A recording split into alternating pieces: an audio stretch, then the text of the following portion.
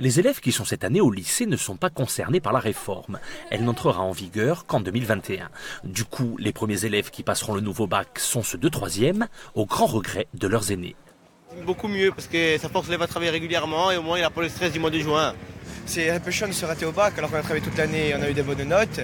Et sinon on peut travailler que le bac et avoir de mauvaises notes toute l'année. Ça dépend, c'est une façon de voir les choses, c'est tout. Moi je pense que c'est mieux le contrôle continu. Au moins c'est plus une question de mérite. Le nouveau baccalauréat s'étendra sur 2 ans. La note finale sera partagée en 3.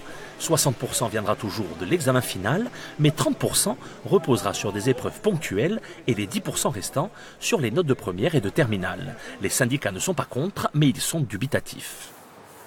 Le contrôle continu n'est pas forcément une chose négative, ça dépend comment il est mis en place et quelle est la proportion de ce contrôle continu dans l'examen final.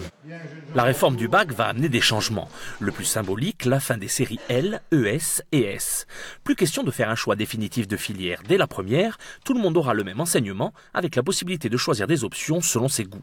Là, il va y avoir un panel de spécialités.